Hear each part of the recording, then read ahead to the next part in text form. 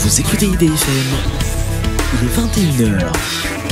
Bonsoir à toutes et à tous, IDFM 98 de la bande FM. Au-delà du miroir, comme chaque lundi et mardi de 21h à 22h, à retrouver sur le podcast de la radio IDFM 98.fr ou sur ma chaîne YouTube. Ce soir, nous allons accueillir par téléphone de Suisse Marianne Grasselli-Meyer. Elle est écothérapeute suisse, musicothérapeute et animatrice de stages pour les femmes. Dès l'an 2000, elle a créé des modules de développement personnel axés sur le féminin sacré. En 2012, elle devient la représentante suisse des Moon Mothers, c'est-à-dire des mères lunaires. Elle privilégie l'expérience créative reliée à l'éco-spiritualité amérindienne du sud-ouest des USA, comme la roue de médecine et la pratique de celle qu'elle nomme des éco-rituels. On va aussi l'accueillir autour de son livre Le réveil des gardiennes de la Terre, qui est un guide pratique d'écothérapie contenant un CD qui vous permettra de faire beaucoup de choses. On va voir dans cette émission quoi au juste. Marianne Grasselli-Meyer, bonjour. Oui, bonsoir Joël. Voilà, donc vous êtes suissesse. Vous êtes suissesse. Oui, j'habite près de Bienne, donc juste à la frontière entre la Suisse romande et la Suisse allemande. D'accord, alors on va partir sur la préface de votre livre qui est une préface de Brooke Metzing-Hegel, Marcher sur les chemins sacrés de la femme bison blanc. Les enseignements d'une femme médecine arc-en-ciel, c'est paru chez Guitry Daniel. Donc ce monsieur Brooke Metzing-Hegel Montana, je sais pas si c'est son nom. C'est qui vous a fait la préface au juste? Alors c'est Brooke Metzing-Hegel, c'est une enseignante qui est maintenant une ancienne, donc une femme qui a travaillé toute sa vie autour des connaissances des rituels féminins liés à ses origines amérindiennes. Et qui a fait ce livre sur la médecine arc-en-ciel, dans lequel je me reconnais beaucoup dans cette médecine arc-en-ciel, puisque c'est celle qui lie les peuples, qui n'est pas forcément simplement une médecine qui est ou une façon de voir, je mettrais le mot médecine, une façon de voir le monde, on va dire, une façon de voir le monde et la perfection du monde selon un plan seulement, une vision seulement amérindienne, mais aussi occidentale. Donc c'est arc-en-ciel, ça veut dire que ça fait ce pont entre l'Occident et cette façon d'être au monde ou d'être plutôt avec le monde. Alors comment on peut traduire Brooke Metzing-Hegel? Ça peut se traduire comment? Alors c'est son nom à elle, donc ça serait l'aigle médecine, mais Brooke c'est son prénom. Donc Brooke c'est son prénom et Metzing-Hegel c'est l'aigle de la médecine. Donc c'est le regard, je dirais le regard bienveillant, mais qui prend de la distance sur les choses et qui est capable de voir ce que les hommes ont besoin sur Terre. Je pense que ça a été un nom qui lui a été donné, enfin. Oui, alors elle écrit, c'est le tout début de votre livre, sa préface, « Voici venu le temps où émerge l'énergie féminine sur notre douce terre mère. Dans les traditions primaires sacrées tout autour du globe, les baguettes de pouvoir ont été placées entre les mains des femmes. Après des milliers d'années de domination de l'énergie masculine, le balancier a basculé du côté du féminin, et c'est juste à temps, compte tenu des terribles dommages et destructions sur Terre, où nous a entraîné le côté dégradé de notre part masculine à l'intérieur de nous. Nous sommes face à des défis si nous souhaitons vivre sainement et durablement, en incluant tous les êtres vivants sur Terre. Le pouvoir nourricier et de renouvellement du féminin est ce qui est nécessaire pour faire face à cette crise avec amour et puissance. » Alors vous, Marianne Grasselli-Meyer, à quel moment vous avez décidé d'aller vers ces traditions amérindienne? Alors c'était dans les années 1990, puisque j'étais formée en musicothérapie et j'avais besoin de dépasser le modèle psychopathologique, on va dire, qui était mon approche de thérapeute occidentale, et j'avais besoin de retrouver quelque chose qui était beaucoup plus fondamental, mais aussi en même temps plus onirique, plus créatif, j'avais été comme un peu gelée par mes études académiques et j'avais besoin d'un nouveau souffle. Et c'est arrivé à un moment où je me posais la question pour moi dans ma biographie de femme, qu'est-ce que c'était d'être une femme? Et c'était pas une réponse facile parce que je n'avais pas de modèle et je trouvais que j'étais très changeante d'humeur, de corps. Enfin, c'était pas évident de cerner ce que c'était d'être une femme.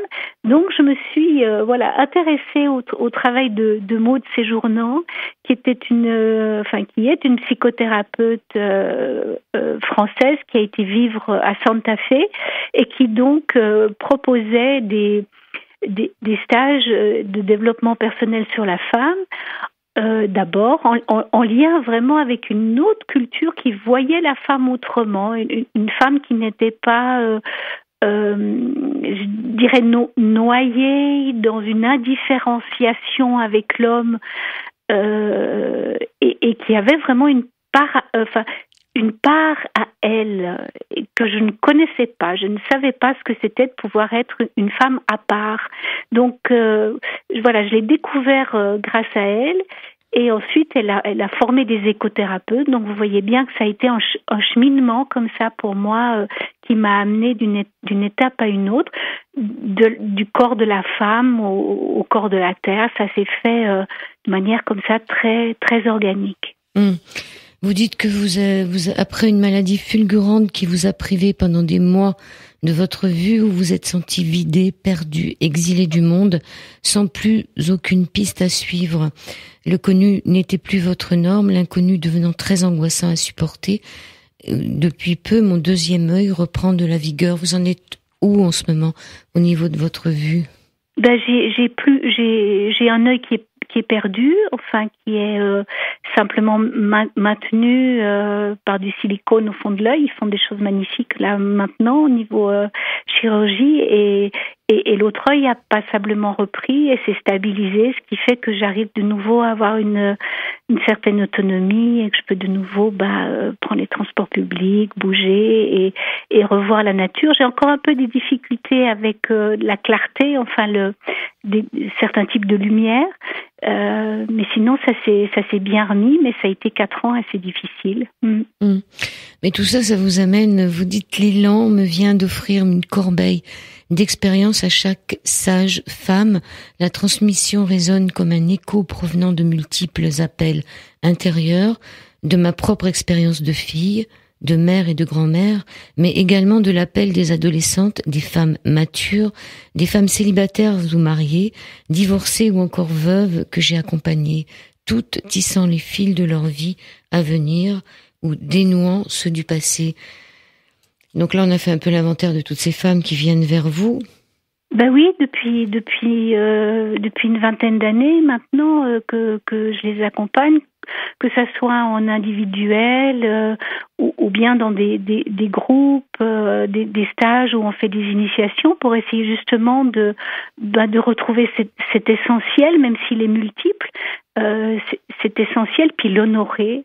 Je pense que la femme est dans une grande nécessité de s'honorer, de se valoriser, alors que on lui a dit pendant si longtemps qu'elle était faible, immature et dans des générations passées et passées encore qu'elle était sans âme et sans pouvoir. Donc elle a besoin vraiment d'ancrer cette puissance qui est une puissance d'amour et de sollicitude et de bienveillance, mais qui est un vrai pouvoir qui est loin d'être simplement sentimental. Donc elle a besoin de faire ce travail qui est vraiment, pour moi en tout cas, je le sens comme initiatique, c'est-à-dire un point de départ pour une nouvelle vie. Oui, vous dites aussi que chacune a le pouvoir de créer plutôt que de refaire du même. Reproduire, c'est dévitaliser le monde. Amis femmes, je crée, nous créons, vous créez. Donc, chacune a le pouvoir de créer plutôt que de refaire et de reproduire. Pourtant, on est censé être des reproductrices. Oui, mais là, dans le sens de la reproduction, c'est pas dans le sens justement de créer un nouvel être, c'est le fait de faire du copier-coller. Le mot de reproduire ici, c'est le fait de refaire sans arrêt du même. Or, on est plutôt dans une société très linéaire où ça serait bien de se cloner à quelque part et d'être toujours à l'identique, parce que c'est des repères que la société affectionne, et c'est connu et c'est économiquement très viable de pouvoir compter comme ça sur du même sans arrêt, alors que nous sommes plutôt changeantes. Donc j'en appelle à la créativité et au changement et au mouvement, à la vie, au mouvement de la vie, plutôt que à un clonage. De se dire, même les choses très très bonnes qu'on a faites, même un moment sacré, même un grand moment de beauté, même faire l'amour, si on essaye simplement de reproduire cet instant, c'est dans ce sens-là, reproduire cet instant, on va toujours être dans une déception, parce que ça ne sera jamais à l'identique. Donc c'est plutôt dans ce sens-là, le mot reproduire. Alors vous venez de parler d'une société linéaire dans laquelle on est, avec une croissance perpétuelle. Le premier pas que vous proposez de faire à celles qui viennent vous rencontrer, c'est de prendre conscience de la cyclicité du vivant, c'est-à-dire qu'on n'est pas en perpétuel vers une croissance perpétuelle, mais que ce sont des cycles. C'est ça. Je pense qu'on a oublié. Les femmes aussi, nous avons oublié à travers la contraception, la prise hormonale, nous avons oublié que nous avons de grands changements dans le corps, et c'est la première étape, c'est de sentir que dans notre corps, à nous, dans notre biographie aussi, il y a ce grand cycle de la croissance, de la maturité, de la décroissance, mais ça on pourra peut-être encore en reparler, parce qu'on parle beaucoup de décroissance maintenant, et c'est pas pour rien. Une décroissance, et après un temps de repos, et qui n'est pas une fin, qui est pour un renouveau. Lorsqu'une femme vit son cycle menstruel et qu'elle perd son sang, ce n'est pas pour mourir, c'est pour que quelque chose à nouveau renaisse. Donc fondamentalement, la femme, dans son corps, elle vit ce cycle perpétuel de la vie qu'on va retrouver bien sûr dans les saisons, avec ce printemps, cette activité du printemps qu'on attend maintenant avec beaucoup de bonheur là. Vous aussi.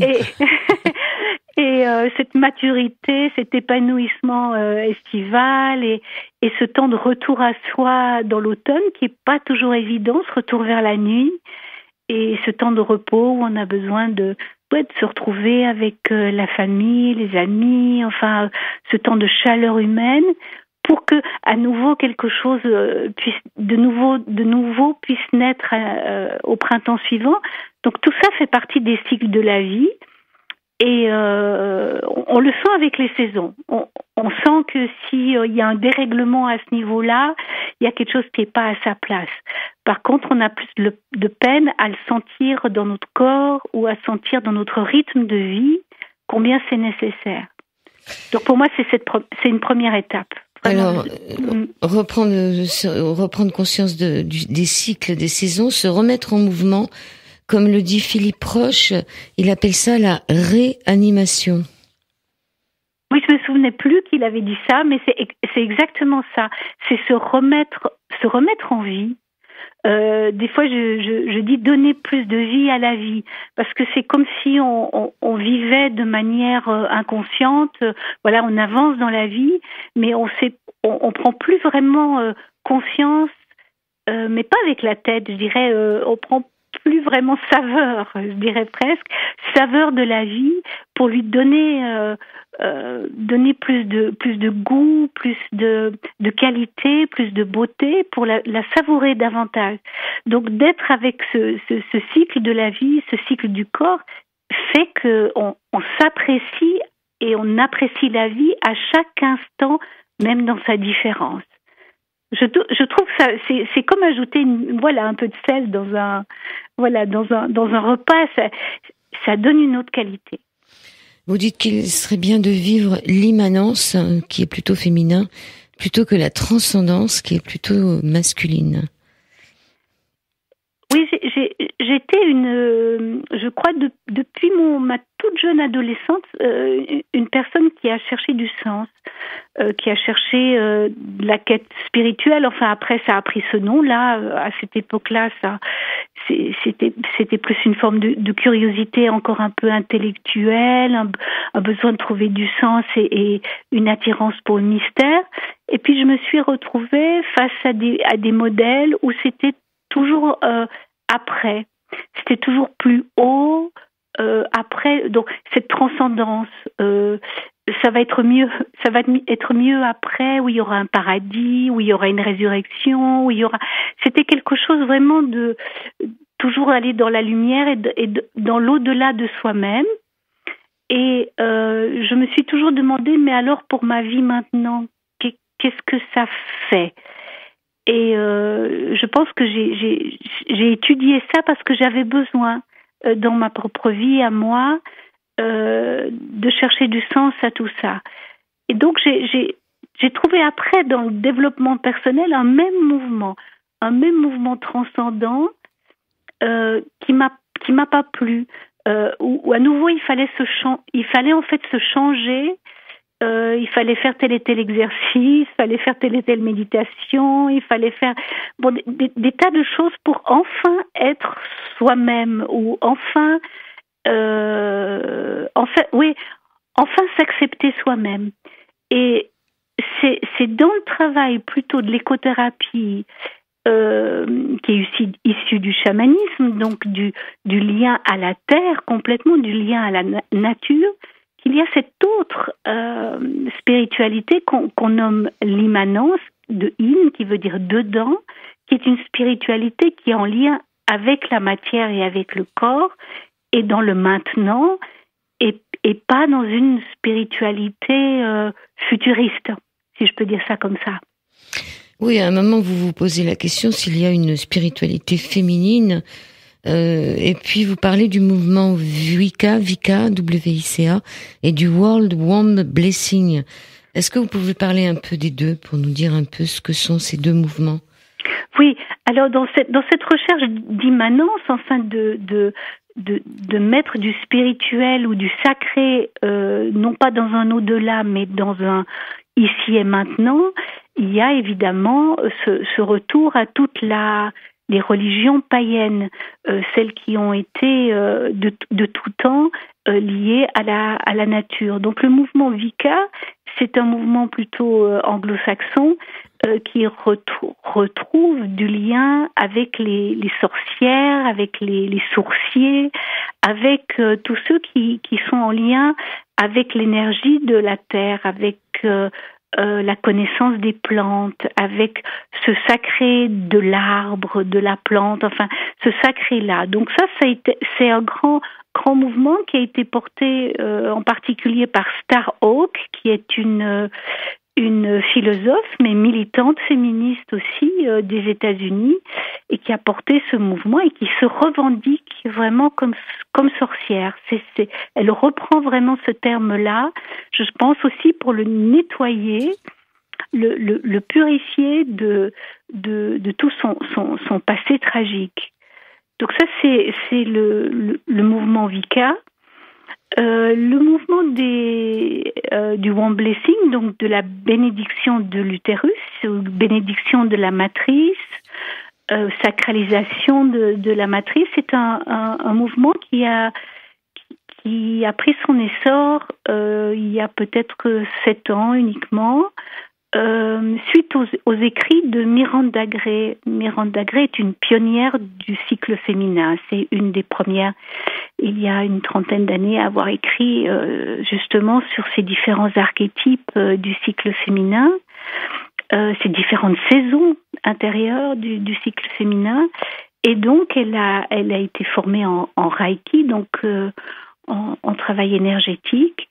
Et depuis une septaine, maintenant, elle forme des des femmes qui donnent des soins, qui accompagnent des femmes en faisant des rituels, mais aussi des soins énergétiques pour les remettre dans ce cycle, pour les remettre en lien avec ce féminin sacré et avec cette énergie plutôt lunaire de la femme. Et dans le Womb Blessing, donc, il y a des méditations 5 fois par année qu'on peut faire chez soi, en se connectant à cette femme qui nous transmet par canalisation cette très très belle et accueillante énergie féminine lunaire. Donc c'est un beau mouvement très très très doux, très bienveillant, lié encore très fortement à la connaissance celtique. Ces 5 grands moments de l'année où nous nous retrouvons, même à distance, sont ces grandes fêtes celtiques, de fêtes du printemps, saisonnières. C'est une belle énergie, mais qui va pas appeler le côté sorcière terre comme le Vika, mais plutôt appeler la femme dans son aspect lunaire, réceptive et accueillante. C'est plutôt l'aspect lunaire. Oui, alors plus de 100 000 femmes dans le monde s'y connectent afin de redonner à leur matrice l'attention sacralisée qui leur manque.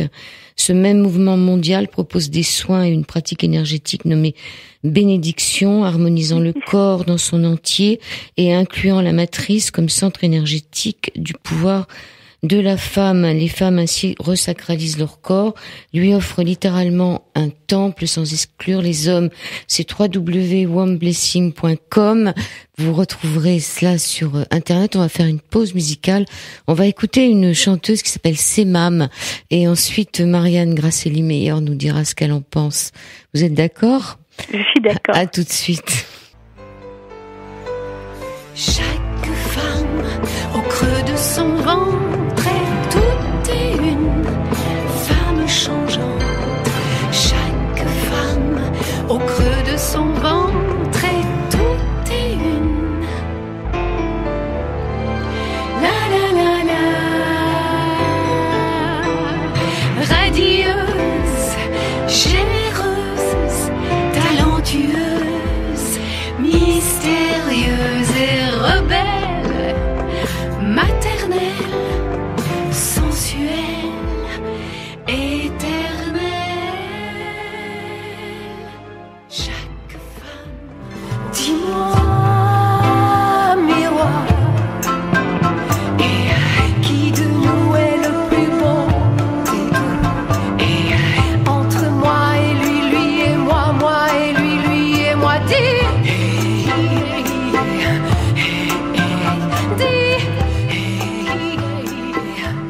À retrouver sur YouTube, vous tapez Semam, S-E-M-A-M. Vous allez tomber sur un morceau qui s'appelle De femme en femme. Et nous sommes dans la deuxième partie de cet Au-delà du miroir avec Marianne Grasselli-Meyer. Qu'est-ce que vous pensez de cette fameuse Semam, Marianne? Je pense qu'elle chante les différentes facettes de la femme et ces différentes facettes, ces différents aspects de la femme et c'est un autre aspect de moi puisque je suis la compositrice et la chanteuse. Donc cette autre facette de moi qui n'est pas seulement écothérapeute mais qui est aussi musicothérapeute et artiste, musicienne puisque c'est je suis née dans une famille musicienne, donc c'est ma racine. Voilà, le chant est ma racine. Alors pour terminer sur la première partie concernant les matrices, on se pose la question de savoir pourquoi pendant certaines périodes de leur vie, c'est-à-dire quand les femmes ont leurs règles, elles n'ont pas le droit d'accéder à certaines pratiques ou à certains lieux, et on a un peu la réponse dans votre livre. Oui, on a les recherches qui ont été faites sur la femme ont été faites à différents moments, au moment où le féminisme a commencé, avec dans le féminisme un grand pan de cette action sur l'égalité sociale. On a beaucoup axé là-dessus. dans un premier temps. Et donc, on a d'abord supposé que les femmes, dans les traditions ancestrales, dans les peuples encore non touchés par notre civilisation occidentale, que le fait de les mettre à part était en fait des exclusions. Et je pense que c'est dû à cette manière qu'on a eue de justement essayer d'avoir un mode égalitaire avec l'homme. Donc on a trouvé que les femmes, lors de leurs règles, étaient mises à part, hors du village, devaient être entre elles, ne pas travailler, et on a vraiment pensé qu'on les rejetait. Et les études, à travers les années, les études ont évolué et on a aussi pu rencontrer ces personnes, avoir des liens avec ces peuples retirés et pouvoir avoir vraiment des discours avec eux, des relations avec ces peuples, autres que simplement un regard sur, depuis notre niveau de perception à nous, de représentation à nous. Et du coup, on a pu découvrir que c'était loin d'être une exclusion, que c'était vraiment un moment où les femmes pouvaient échapper aux tâches quotidiennes pour se reposer, puisqu'elles en avaient besoin. Elles avaient besoin dans leur temps de saignement. Dans leur période de lune, comme on dit. Voilà, c'est beau, hein, ouais, c'est merveilleux. Cette période de lune. C'est beau de dire d'ailleurs c'est lune plutôt que c'est règles. Ça change, ça change la poésie du mot. Donc on sait que pendant ce temps de lune, les femmes ont besoin de repos, leur corps a besoin de repos, tant au niveau des tâches ménagères qu'au niveau aussi des rapports sexuels. Donc le fait de pouvoir les mettre entre elles fait qu'elles étaient comme protégées, on leur faisait à manger pour elles, on leur apportait, elles pouvaient dormir et elles pouvaient discuter entre elles aussi. Elles pouvaient vraiment se donner des bons conseils, chanter, rire et enfin tout ce qu'on peut imaginer que les femmes font quand elles sont ensemble. Et c'était précieux. C'était vraiment précieux pour elles. Donc là, c'est typiquement une manière qu'on a eue de se représenter les choses en lien avec ce qu'on voulait pour la femme, c'est qu'elle soit tout le temps en chantier, à quelque part. Tout le temps au chantier, au travail, la même chose que l'homme. Mmh. Oui, au même titre qu'on dit que la maternité, ce n'est pas une maladie et qu'elle peut rester debout pratiquement jusqu'à la fin. Mais donc, oui, c'est un peu la même chose. Oui, c'est pas une maladie. Mais là, à nouveau, on est dans une polarité entre santé et maladie. D'ailleurs, pour la femme ménopausée, c'est la même chose. Hein. Maintenant, on est en train d'en faire une maladie. Donc, soit on est en santé, c'est polaire. Soit on est en santé et on est efficace sans arrêt. À la limite, bientôt, on sera robotisé. Enfin, je veux dire, on devra se robotiser pour montrer qu'on peut être économiquement viable 24 heures sur 24. Soit on est malade. Malade voudrait dire que, oui, on a des temps où on a besoin de repos. Malade voudrait dire, oui, on a des temps où on a besoin d'un autre rythme de vie. C'est assez incroyable d'être arrivé à cet extrême-là. Mmh. C'est vrai qu'avant, quand on était malade, on était arrêté 3 jours, on était à la diète, on nous mettait au lit et hop, on repartait. Hein. Maintenant, il faut surtout pas s'arrêter, il faut pas moucher, il faut pas tousser, il faut pas expectorer, il faut tout garder et tout régler autrement. Mais c'est pas Alors, est-ce qu'on peut dire qu'il y a un clan des femmes? Vous vous posez la question dans votre livre. Qu'est-ce que ce serait que ce clan des femmes? Est-ce que ça serait clanique? Alors, c'est un. J'essaye à travers ce mot de clan d'essayer de travailler, de faire prendre conscience aux femmes de ce changement de regard qu'elles peuvent avoir entre elles. On parle beaucoup de sororité entre femmes depuis des années. Le mot sororité vient de fraternité mis au féminin.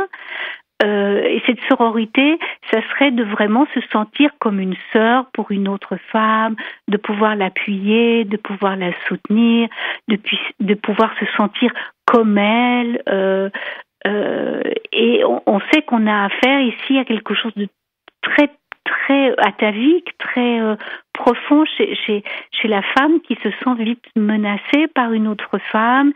Et on connaît, on sait, on a vécu dans le monde professionnel combien ça peut être difficile, des femmes qui commencent à se mettre contre des autres femmes dans les bureaux, qui veulent plus se causer. On connaît ça, on connaît nos ombres aussi. Et on sait combien c'est difficile les femmes entre elles. Donc j'essaie de faire comprendre au début de ce livre, parce que je pense vraiment que sans cette sororité, ça va être difficile de prendre la terre-mère aussi comme, entre guillemets, sœur, enfin comme partenaire, si on n'arrive déjà pas entre nous. Donc, c'est vraiment de faire comprendre aux femmes combien on peut se sentir comme dans une tribu entre femmes. Et j'utilise justement ce mot parce que ce clan, cette tribu, parce que c'est pas un club, c'est pas un groupe de femmes qui tricotent ensemble, c'est quelque chose de vraiment plus primordial, plus primitif, plus essentiel, qui peut nous relier entre femmes. Et ça se retrouve quand les femmes peuvent être vraiment authentiques et sauvages aussi, et femelles ensemble, si je puis dire. Et là, si on arrive à changer notre regard et être femelle avec femelle, dans cette joie de voir la beauté de l'autre femme sans se mettre dans la menace nous-mêmes, sans se sentir dévalorisée parce qu'une autre femme est belle, mais sentir qu'elle est notre miroir, que nous voyons à travers elle notre propre beauté. Si on peut faire ce chemin-là, alors on est déjà beaucoup plus dans le naturel, on est déjà beaucoup plus avec la terre, on est déjà beaucoup plus dans cet essentiel. Ça fait partie pour moi de ces bases, de ces fondamentaux.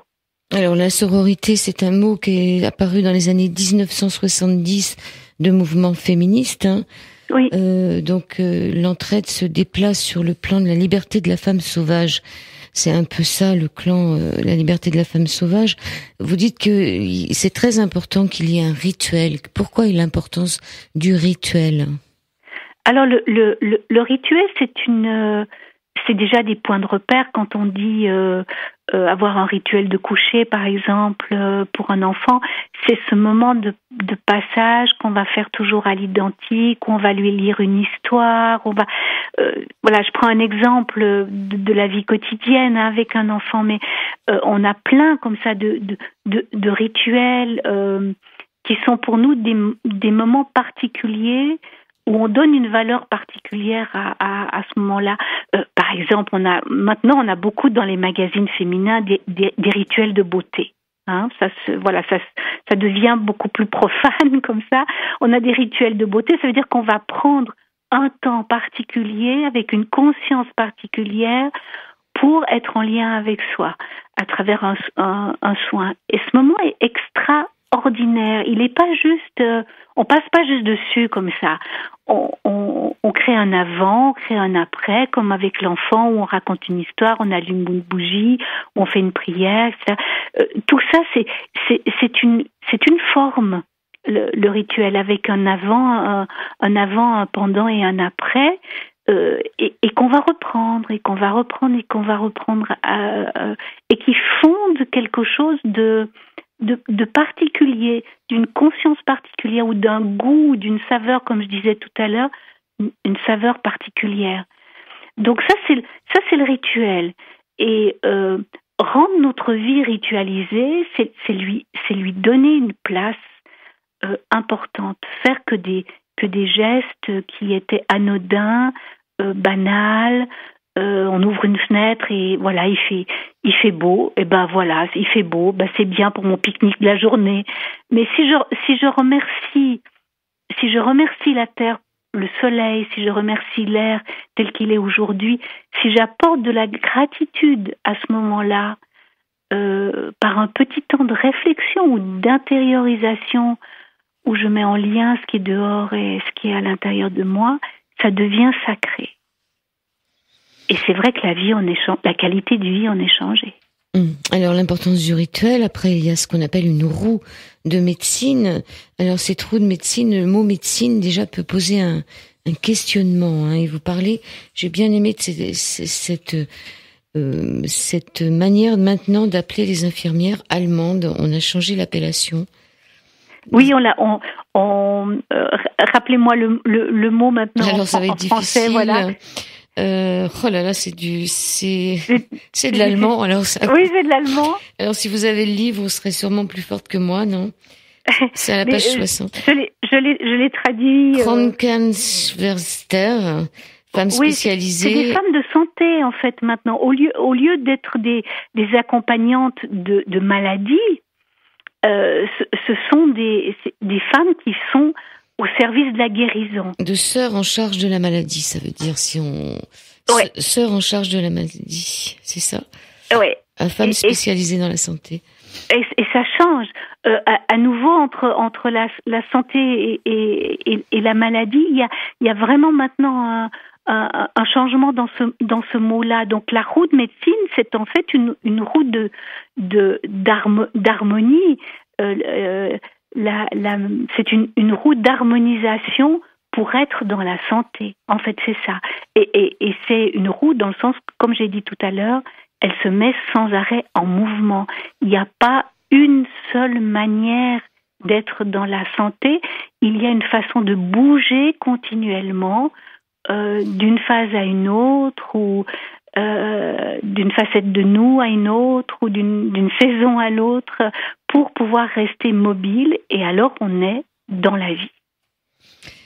Alors cette roue de médecine se décline en 4 directions, le nord, le sud, l'est et l'ouest, et un centre.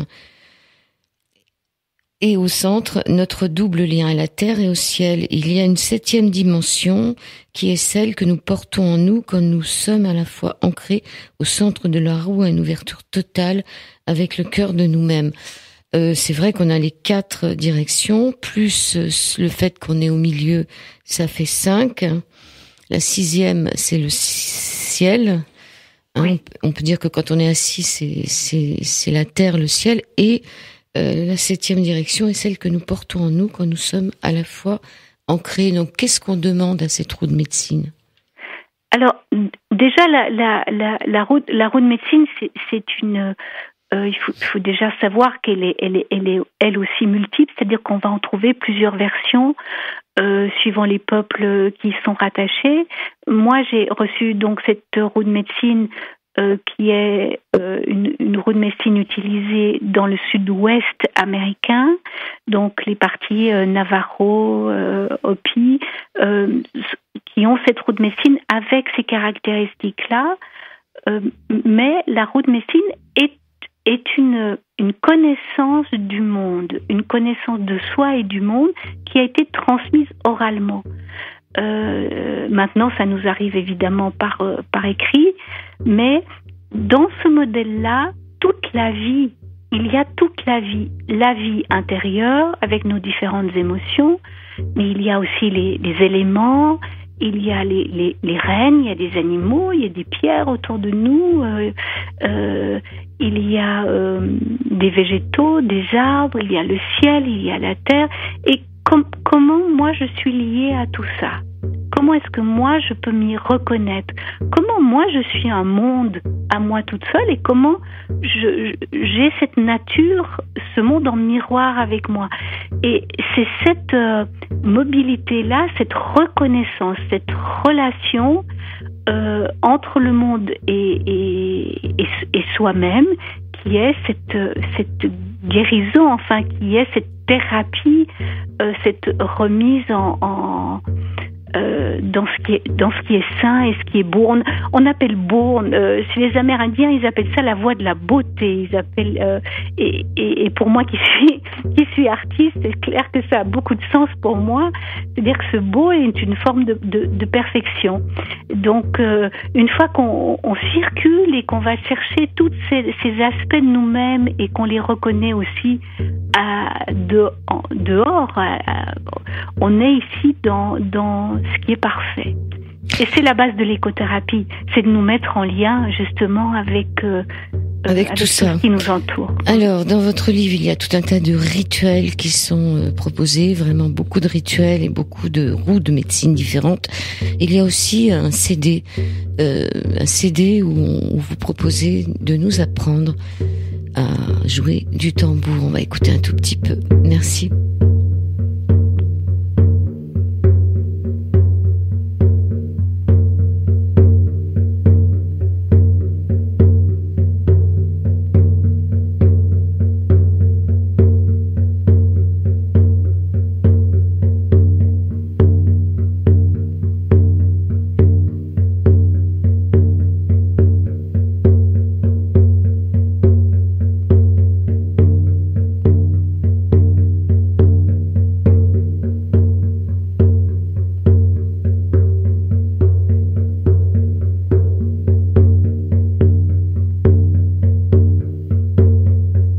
De plus en plus de femmes se réunissent dans des cercles s'inspirant des pratiques de sagesse ancestrale qui incluent le jeu du tambour. D'autres en jouent seules, chez elles ou en forêt. Dans le CD qui est joint au livre, il est proposé 4 rythmes primordiaux favorisant notre connexion aux 4 directions de la roue. Vous pourrez l'utiliser pour accompagner les rituels adaptés à ces énergies spécifiques, y compris comme rythme de passage saisonnier. Vous vous familiariserez avec votre tambour. Prenez le temps d'écouter, de pratiquer, d'explorer des variations personnelles. Le CD est aussi une possibilité de guidance pour un cercle de femmes. On va encore l'écouter quelques instants.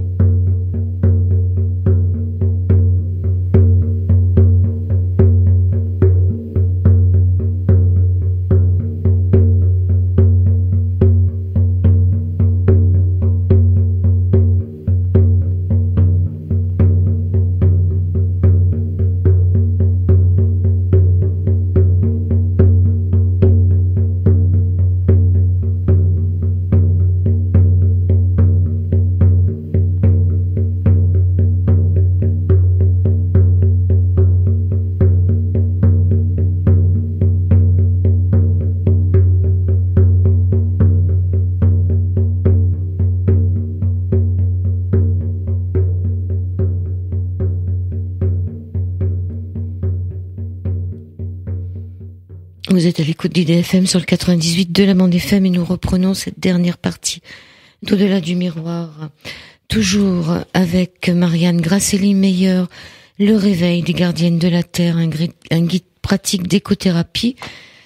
Marianne, donc c'est vrai que tout ce CD qui fait quand même un certain nombre de temps, hein, il fait presque 1 heure, même plus d'1 heure je pense, hein, nous permet peut-être de vous suivre au niveau des rythmes du tambour.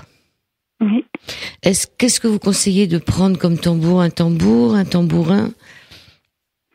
Alors, depuis quelques années, les femmes aiment à se construire ou à se faire construire des tambours avec des peaux particulières, avec un choix aussi de peinture éventuellement qu'elles peuvent faire.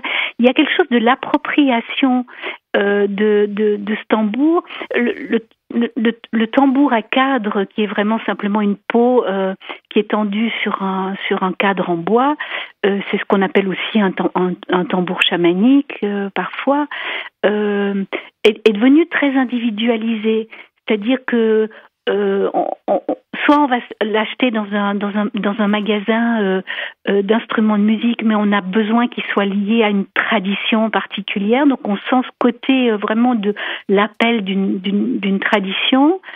Ou alors on a vraiment envie de se le construire soi-même, d'aller vraiment de sentir comment c'est, et on est nouveau dans l'immanence, de pouvoir sentir vraiment comment c'est une peau d'animal qu'il faut racler, qu'il faut mouiller, qu'il faut tendre, la force qu'il faut, enfin le bois qui craque, enfin tout ce lien à la corporéité du tambour qui après va faire un tambour que personne d'autre n'aura, et là on rentre dans l'individu. Maintenant ces traditions de rituels qui passent vraiment d'une d'une ancienne tradition à quelque chose de complètement individualisé. Pour le tambour, ça se retrouve. Soit on va chercher quelque chose d'une tradition, soit on va vraiment se le construire. Donc si on se le construit, ça sera plutôt un tambour à cadre. Il y a différentes grandeurs, plutôt qu'un tambourin. Le tambourin est fait artisanalement, mais c'est celui qu'on va trouver le plus facilement dans le commerce. D'accord, donc vous les faites dans vos stages, les tambours? Donc moi j'en fais pas, mais moi j'ai des tambours à peau, enfin vraiment des tambours à peau pour mes stages. Et c'est ceux-là que j'utilise pour l'enregistrement du CD dans. Oui, on sent que le son est très particulier. Alors on a vu la roue de médecine, on a vu un peu les rituels. Le bâton de médecine, où est-ce qu'on se le procure, ce bâton de médecine? Alors c'est intéressant ce bâton de médecine parce que c'est celui qu'on connaît. Quand vous avez une enseigne de pharmacie, vous avez souvent ce caducée. Donc ce bâton de médecine, c'est vraiment ce caducée où on met des opposés ensemble pour les annuler. Vous connaissez la légende d'Hermès, qui va trouver deux serpents et qui sur le chemin dans la mythologie grecque, et qui va les mettre ensemble sur ce bâton, et du coup il y aura plus de bagarre, du coup il y aura plus de conflit, tout va être comme guéri, thérapeutisé, guéri grâce au fait que ces deux serpents se retrouvent ensemble. Et ce que j'essaye de montrer par rapport à ce bâton de médecine et cette roue de médecine, c'est la différence entre le fait de chercher à s'obliger à être différent, donc en cherchant l'opposé de soi-même pour s'empêcher d'être, par exemple, dans trop d'émotions. Alors on va essayer de rationaliser, d'intellectualiser ce qu'on vit pour pouvoir s'empêcher d'être dans des émotions. Ça c'est vraiment le bâton. Et puis la roue qui elle va plutôt nous faire passer par le corps, nous faire passer par une étape à côté dans la roue de médecine, une étape différente qui va, au lieu de nous forcer à être autrement, va juste nous inviter vraiment à aller, par exemple, vers le corps pour apaiser nos émotions. Mais ça, il y a différents modèles dans le livre, mais c'est cette idée-là, c'est cette idée que, à nouveau, on va pas rentrer dans le jugement de nous-mêmes pour nous forcer à être dans l'opposé de qui nous sommes, mais vraiment d'être dans la vie. Donc il y a vraiment plein d'exercices, de rituels, de roues à pratiquer dans ce livre. Donc la roue de médecine est même une récapitulation de ce que vous parlez du bâton, c'est-à-dire de ce qu'on a à chercher en soi et à soigner. On parle aussi, il nous resterait peu de temps, de l'animal totem et des animaux de pouvoir. Quelle est la différence entre l'animal totem et les animaux de pouvoir? Alors, il y a des animaux qui sont des grands archétypes. Dans la roue de médecine, on en a 4 qui sont l'aigle, la souris, l'ours et puis le bison. On peut en trouver dans d'autres roues de médecine différentes, mais qui sont une manière d'être au monde, comme l'aigle par exemple, où on est quelqu'un qui est capable de prendre de la distance sur la vie, de voir les choses avec un regard méta, et puis de pas se compliquer la vie dans les détails et d'avoir une vision large. Dans d'autres moments de la vie, c'est nécessaire d'être plutôt dans la proximité, dans le petit détail et dans le souci de l'autre. Et ça va être une manière d'être au monde comme une souris. Cet archétype vraiment de cette proximité. On a vraiment les petites moustaches qui frétillent dès qu'on s'approche. Une troisième manière d'être au monde, c'est cette introspection comme l'ours qui vraiment va plonger dans sa tanière et va manger sa substance, c'est-à-dire apprendre à se connaître soi-même. Et puis, cette quatrième partie de nous-mêmes qui vient souvent aussi avec l'âge, qui est la partie de la transmission, de pouvoir faire de son expérience de vie un savoir, une vraie connaissance. Le bison futé, comme on dit. Voilà, bison futé, ouais. Exactement. Voilà. Donc ça, c'est ces grands animaux de pouvoir qui sont au service de chacun. Et on peut circuler avec et demander l'aide et le soutien de ces animaux-là par des visualisations, comme j'explique dans le livre. Alors que l'animal totem, ça on le sait à travers certains voyages chamaniques qu'on peut faire dans des stages aussi. On peut avoir des animaux qui nous guident à un moment donné de notre vie et qui sont liés à nous. Et qui sont comme une facette instinctive de notre psyché. Ça peut être à ce moment-là tout autant des chevaux, par exemple, des dauphins, différents, qu'une licorne, qu'un dragon, que des imaginaires comme ça, et qui sont là des animaux qui nous parlent à un moment donné parce qu'ils nous donnent une information sur comment être au monde, pour dépasser certaines difficultés, etc.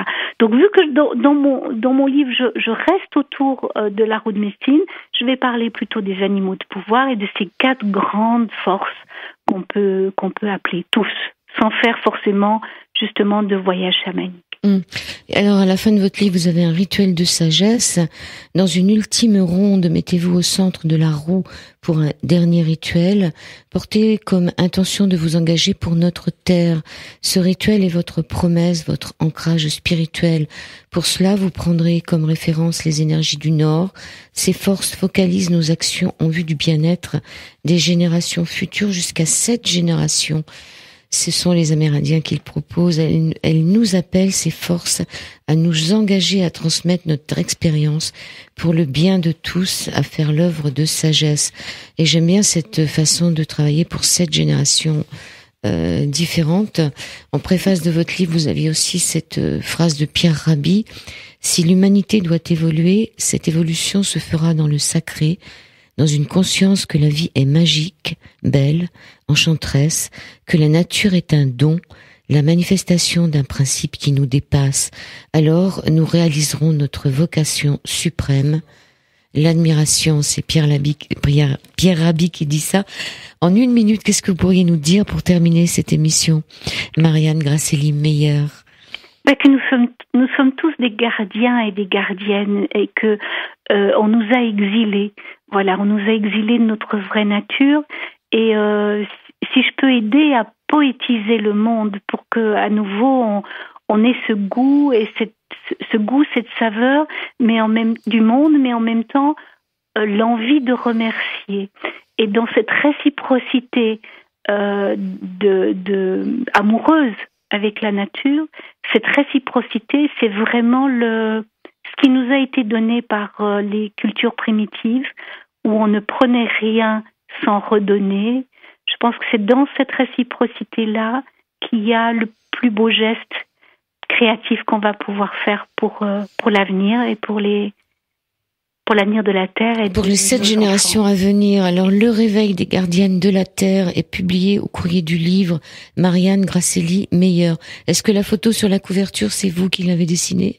Non, c'est Sonia Corr, une illustratrice chilienne qui a illustré aussi mon premier livre, Le rituel de femme pour s'épanouir au rythme des saisons. Voilà, une femme avec laquelle j'ai beaucoup, beaucoup d'affinités. Soyons des gardiennes de la Terre, et si ces messieurs nous écoutent, venez garder avec nous notre terre-mère. Je vous remercie, Marianne Grasselli-Meyer. Merci beaucoup. Merci, Joël. Merci à vous. Merci.